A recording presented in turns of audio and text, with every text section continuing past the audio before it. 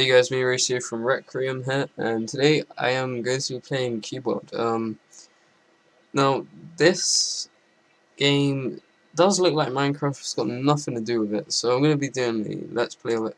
At the moment I have a level 10 Rogue. I'm going to make a new character for all of you guys so that you can see what this is about. So we're just going to go straight in and create a new character. So yeah.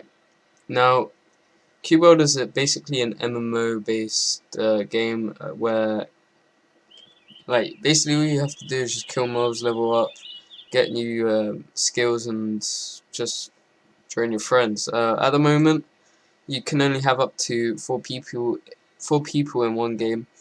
This is because it's currently in alpha. You can download it on their website. You have to go through a number of surveys though to get to actually start playing. The one that I'm using is actually a cracked one, which I found on some YouTube video. So I'm playing this for, without having to go through any of the surveys. So yeah. Now in future patches, they said that they are going to be making it full MMO, so having more than 4 people in just one game. So say around the people of about 1,000 on one server, say something like that. They might use the same as Minecraft, like server hosting, where you can join different servers. But yeah, that's basically it. Yeah. So we're gonna go straight into the character customization, and at the moment, there's human, elf, dwarf, orc, goblin, lizard, undead, frogman, and then back to human. So yeah, you can also change your genders, so different genders, as you can see over here. The male ones do look better than the female ones. They're definitely created much better. But you have a choice of 4 classes here as well. You have the warrior, ranger, mage, and rogue. Now my character that I have is the rogue, and yeah. So I'm not going to be making a rogue because I already have one. But I do want to try out the ranger. I haven't been a ranger yet. I've been a mage, a rogue, and a warrior at the moment. But I've not tried the ranger, so I'm going to be a ranger for you guys. And then you can change the appearance of him. So you can see here. I'm just going to stick with face 1 and then change the hair as well, which I'm probably just going to stick with number 1. So yeah, we're just going to get straight into here. We're going to name my guy that. And we're just going to go into my normal world, which is called Nautilus. I'm actually going to delete this world because I don't use it. But the good thing about this is that you can join worlds that your actual characters have already been in, and I've been very unfortunate to actually be in it. God. 1 minute. I need to get out of that. There's a city. There it is. Alright, I need to try and get away from these mobs quick, because unfortunately I was spawned next to a bunch of mobs, and that's very annoying. However, let's get straight into it. So what I'm going to do is quickly just change my settings. Sound, I'll put this down a bit, it is quite loud. Alright. Anyway, so now, because I'm already in this world, the good thing is that everything that I have already explored on my rogue is highlighted up on my map. Now, if I didn't have anything on here, it would just be a plain thing. I may have explored a few chunks of blocks here. But yeah, so my rogue has been to literally all these places. It expands to around there. And the different types of places are color coded. So it starts off with white, meaning that the monster is very weak. You probably get only around 1 XP for it. Then it goes up to blue, which is your minimum level where you should be fighting. So this Torono Palace here is actually a dungeon that I did on my rogue at around level 3 or 4. Basically blue just means that it's your average level. That's the type of mobs that you should be fighting, and they're suitable for your level. So for my ranger here, I should be going over there because they're the right types of mobs. It then goes up to orange, which is they're difficult types of mobs. You can kill them, but they're gonna be pretty tough. Then it goes to red, which is like all these other places around here. That basically just means do not go there because you're just gonna get your ass kicked. You know, just don't even bother. Like this flipping beetle here. These two beetles are red, so if I tried attacking them, they'd probably kill me in around 3 hits. So we're just gonna get the hell out of here. Try and make our way to the city. Okay. So now there are quite a few mobs around like that you can tame. So these horses here won't attack me because they're passive. But if I had, oh, what the hell's that? Okay. Anyway, just ignore it. So this tab here is my pet food area. If I had a type of pet food and held it in my hand and like tried to give it to one of these horses, it will then give like a heart, and it will basically just follow me around and help me out. But it has to be a certain food. Like horses won't basically like candy. They wouldn't get tamed by that. It has to be a certain animal food. So yeah. Now what I'm gonna do is I'm gonna go to the city and I'm gonna tame a pet that I can actually get. Now I won't have enough money at the moment. As you can see, I only have 0 coins. But these 2 things here that I have, I'm actually gonna sell them because I don't need them. But every class has 2 types of weapons that they can use. They can either use, say for my rogue, I could use a 2-handed sword, or I can use 2 daggers, and it will give me that instantly in my inventory. So for my ranger, I would have a crossbow and a wooden bow, and they both do different things. As you can see at the bottom of my hotbar, the mouse 2 ability changes depending on what I have on it. So yeah. Now we're just gonna go straight through here. Let's talk to this guy, and I don't know. I'm gonna get rid of my crossbow. I don't think I will need it.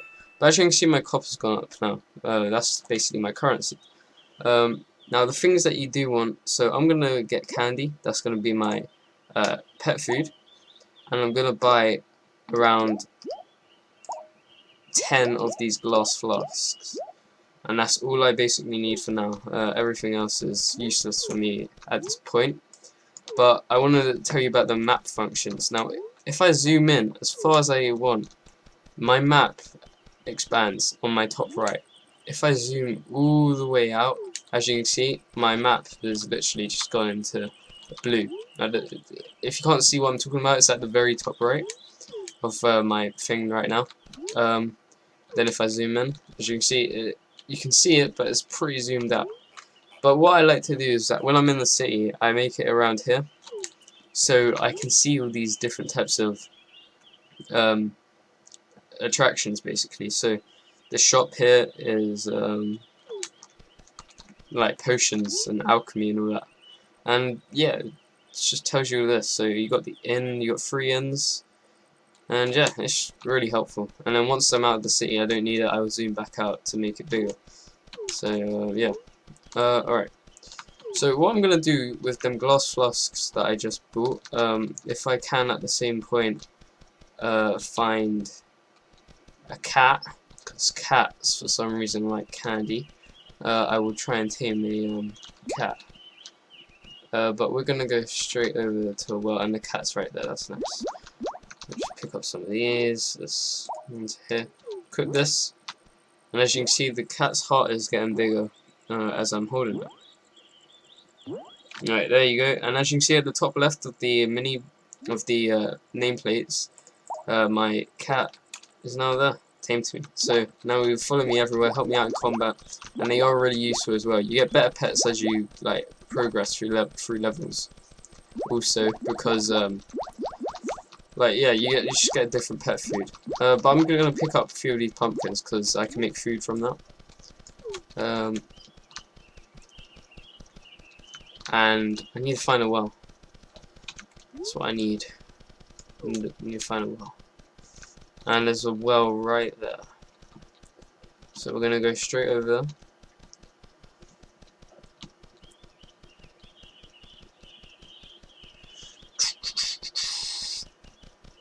Okay.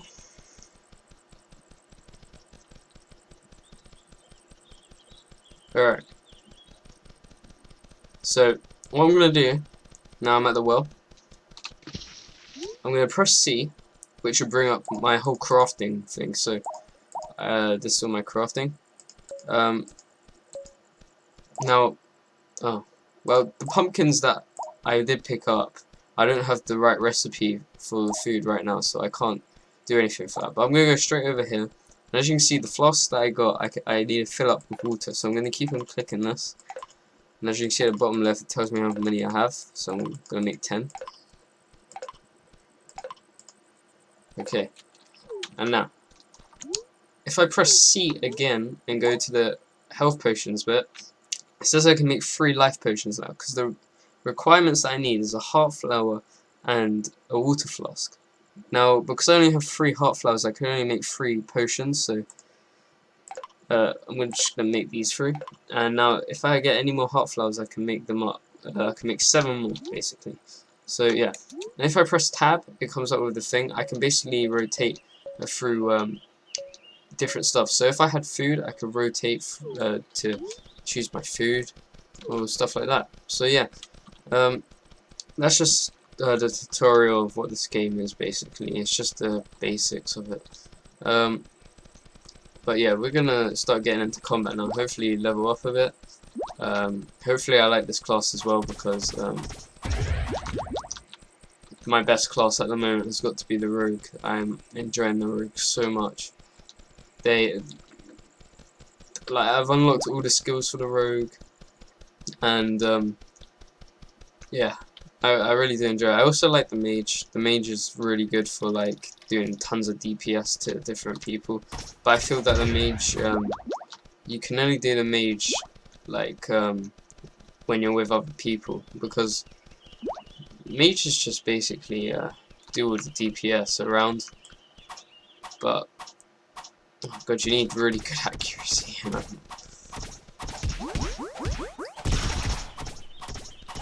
Alright. Alright, yeah, that's pretty cool then. Alright, so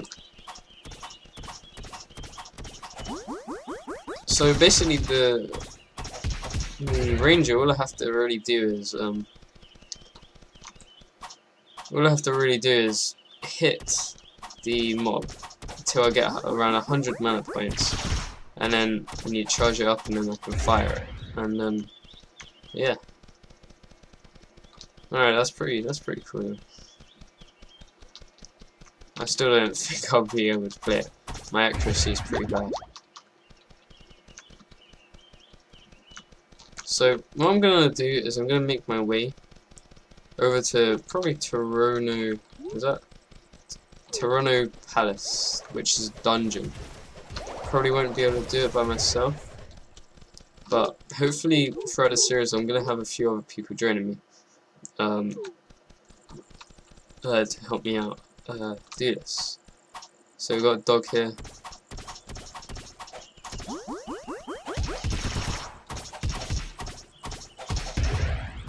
Okay.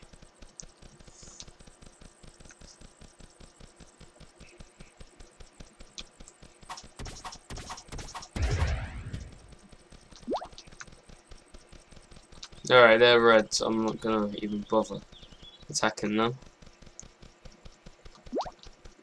And yeah, basically, you know, like, for my robe, these would be around white now, the moles. Because they, oh, it's hitting the grass, isn't it? Alright, wait. Ah, I pulled an orange as well. Yeah, so the reason that it would be a white now is because on this game you get a thing called a power level, and let me explain this quickly. But if I press I on my left, it tells me what I have. So my power level is currently 1, and when I level up, that power level goes up, and it makes me be able to wear like different equipment when that goes up. So I get to wear better equipment. Now, say that my power level I had was level 10. Them bitter creatures that I couldn't fight, which were red, would go down in color code. They'll be around the level. They'll be around. I don't know. There'll probably be a blue for me then. I'm gonna have to take a potion. So yeah, it basically just works like that. And the bad thing about this game, I think, is that they don't have quests in it yet. They are going to, but the only thing that you can do right now is that if you see these swords, as you can see, there's one at Narok Valley. There's a sword there. There's more scattered around the whole world. As you can see, there's 3 crossed swords, and if you basically kill the boss, which is underneath them crossed swords, it will give you around 500 XP if you kill the boss, and that's what will level you up. But I can't exactly do it because I'll probably die. But yeah.